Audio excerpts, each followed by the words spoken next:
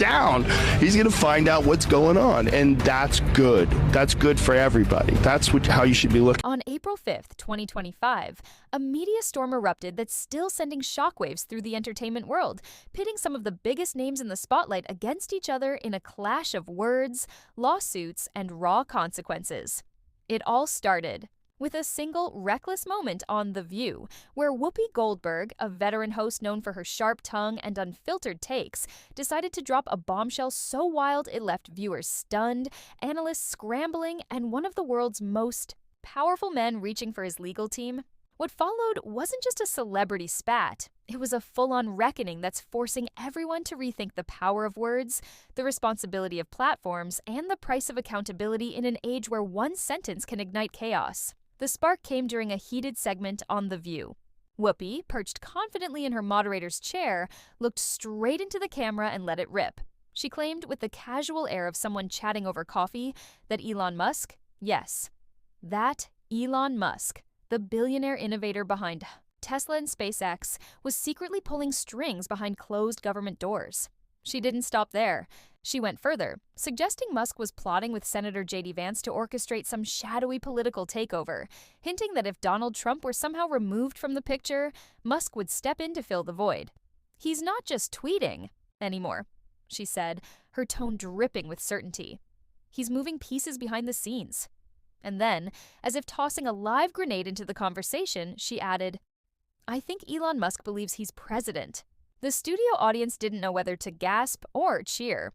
Her co-hosts blinked, caught off guard, but Whoopi pressed on, unfazed. "I've been saying it for a while," she doubled down. "I've called him vice president.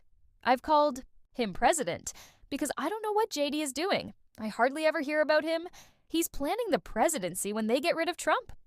It was bold, it was reckless, and it was delivered with the kind of swagger that only comes from years of commanding a national stage. But here's the kicker. She didn't back it up. Not with a leaked email, not with a whistleblower's testimony, not even with a flimsy, according to sources disclaimer.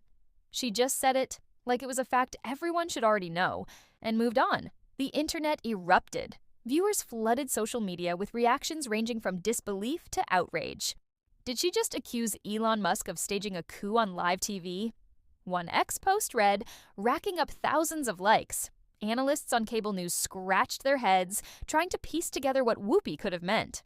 Hollywood insiders, usually quick to defend one of their own, stayed eerily silent, sensing this wasn't just another spicy hot take. And Elon Musk, he didn't waste a second. Within days, legal papers were filed and the gloves were off. This wasn't a Twitter clapback or a snarky press release. Musk hit back with a defamation lawsuit so fierce, it promised to shake the foundations of Whoopi's career and the media world she inhabits. The lawsuit wasn't subtle. Musk's legal team accused Whoopi of knowingly spreading false and damaging claims, alleging her words didn't just bruise his ego, they tanked Tesla's stock and derailed business deals worth over $100 million. They weren't asking for a polite apology or a quiet settlement.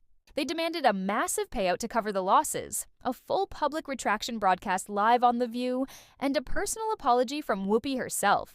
This was war, and Musk was playing to win. She crossed a line. One source close to the case said, "You don't get to throw out wild accusations like that with no proof and expect it to slide." But the drama didn't stop at the courthouse doors. Enter Joe Rogan, the podcast king whose no-holds-barred style has made him a cultural force. Rogan didn't just weigh in, he stormed into the fray on the Joe Rogan Experience, tearing into Whoopi with a ferocity that left no room for misinterpretation. "She knew what she was doing," he said, his voice cutting through the mic like a blade. "You don't sit on one of the most watched shows in the country, throw out wild claims about one of the richest, most influential men on earth, and expect no consequences. That ain't how it works." He called her courtroom. Tears a performance and dismissed her apologies as too little, too late. "You don't get to cry in court like it was just a joke," he said. "The damage is done." Rogan's fans went wild. Clips of his rant spread like wildfire across X, TikTok, and YouTube, with memes and reaction videos piling up by the hour. "Joe said what we're all thinking," one commenter wrote. "She can't just make stuff up and play victim when it backfires." Others agreed, amplifying Rogan's core point. If you're going to wield a platform that reaches millions, you'd better have the evidence to back up your words. Whoopi didn't, and now she was paying the price. The courtroom scene only fueled the fire. When Whoopi stepped in front of the judge, she started off cool and collected, leaning on her decades of charisma.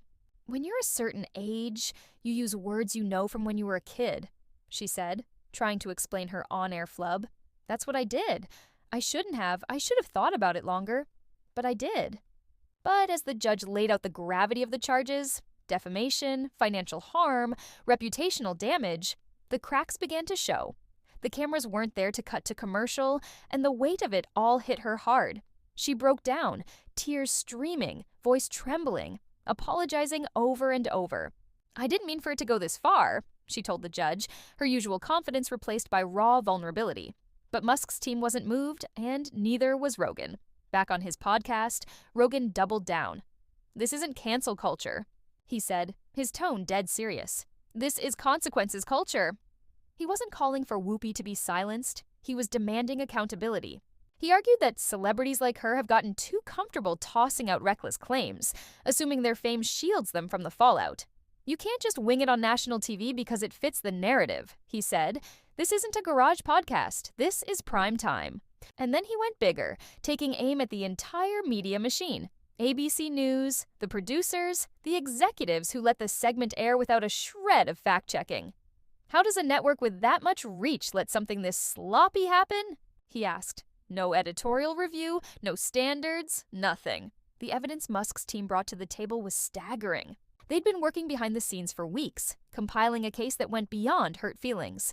Financial records showed Tesla's stock dipping after Whoopi's comments aired. Business partners testified that deals fell apart as investors panicked. Transcripts, video clips, and social media reactions painted a picture of real-world impact. One insider claimed a $100 million partnership evaporated overnight, all because of the uncertainty Whoopi's words sparked. This wasn't a mistake, Musk's lawyers argued. It was a calculated attack, delivered with no basis in reality. For Whoopi, the fallout was brutal. She'd spent years building a reputation as a fearless voice, someone who could spar with anyone and come out on top. But now, that image was crumbling. Even her usual defenders in the industry started backing away, unwilling to touch the mess she'd made.